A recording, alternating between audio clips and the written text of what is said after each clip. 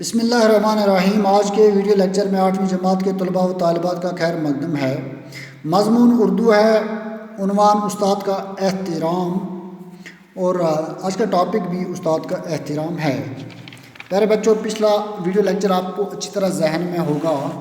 استاد کا مقام اور مرتبہ نظر میں رکھتے ہوئے نرسرواں کا واقعہ میں نے آپ لوگوں کو سمجھایا تھا اور آپ کو اچھی طرح سے یاد ہوگا۔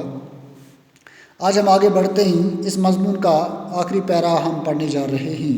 اب دھیان رکھیں، دوسری ایک روایت ہے کہ ایک دفعہ سکندر اعظم دنیا کی بہت سی فتوحات حاصل کر کے وطن واپس پہنچا تو سب سے پہلے اپنے استاد ارسطو سے ملنے کا ارادہ کیا۔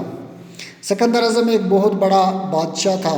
اللہ تعالیٰ نے اس سے کافی افرادی قوت عطا فرمائی تھی اور اس نے دنیا کا بہت سارا حصہ اپنے قبضے میں لے رکھا تھا، یعنی اپنے قبضے میں لیا، اور اپنے وطن واپس جب پہنچا تو سب سے پہلے اس نے اپنے استاد سے ملنے کا ارادہ کیا۔ اس غرض سے وہ اپنے استاد کے ہاں گیا۔ جب وہ مقام میں داخل ہوا تو ارسطو صحن میں بیٹھا مزے سے دودھ تاپ رہا تھا۔ جب وہ اپنے استاد کے ہاں پہنچے تو سکندر نے کیا دیکھا؟ سکندر اعظم نے کہ اس کا استاد مزے سے دودھ تاپ رہا ہے۔ سکندر اعظم اس کے سامنے کھڑا ہو گیا اور بڑے فخریہ انداز میں بولا، مانگیے استاد محترم، کیا مانگتے ہو؟ اپنے استاد سے سکندر اعظم نے کہا، میرے محترم استاد، آپ مانگیں، مجھ سے کیا مانگتے ہو؟ آپ کی کیا خواہش ہے؟ آپ کس چیز کی تمنا رکھتے ہیں؟ میں وہ آپ کے قدموں میں لا کر رکھ دوں گا۔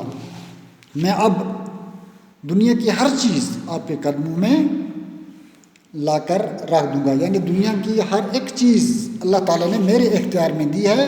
آپ خواہش کا اظہار کریں، میں وہ آپ کے قدموں میں رکھ دوں گا۔ یہ پیغمبری کا پیشہ ہے۔ پڑھنا پڑھانا، سیکھنا سکھانا یہ پیغمبروں کا کام ہے۔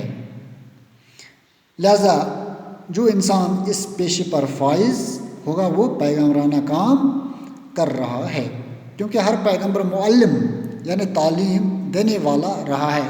جتنے بھی پیغمبر حضرات حضرت آدم علیہ السلام سے لے کر حضرت محمد صلی اللہ علیہ وسلم تک گزرے ہیں، سب تعلیم و تربیت دینے کی غرض سے آئے تھے۔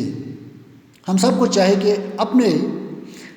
چاہے کہ ہم اپنے اساتذہ کے احترام اور عزت کا ہر وقت اور ہر آن خیال رکھیں اور بھولے سے بھی کبھی کوئی گستاخی ان کی جناب میں نہ کریں۔ لہذا پیارے بچوں، ہمیں چاہیے کہ ہم استاد کی قدر کریں، اس کی عزت کریں، اس کی بات دھیان سے سنیں اور اس پر عمل کرنے کی کوشش کریں۔ یہ سب کچھ اگر ہم کرتے ہیں پھر ہماری ترقی کی راہ ہموار ہو جاتی ہے اور ہم آگے بڑھ سکتے ہیں اور ہم وہ مقام آسانی کے ساتھ حاصل کر سکیں گے انشاءاللہ، جس کی ہمیں خواہش ہوگی۔ مجھے امید آپ نے اچھی طرح سے سمجھا ہوگا۔ کچھ نئے الفاظ یہاں پہ میں نے لکھے ہیں، جیسے علوم، اس کے معنی ہی علوم یہ علم کی جمع ہے۔ کثیر سے مراد ہے زیادہ۔ مشاہدات اس کا معنی ہے دیکھنا۔ باطنی اس کے معنی ہی پوشیدہ۔ ہوم ورک کے طور کچھ الفاظ یہاں پہ میں نے لکھے ہیں، درج ذیل الفاظ کو اپنے جملوں میں استعمال کریں۔ عظیم، غصہ، معلم، کثیر، چپت۔ آج کے لیے اتنا ہی۔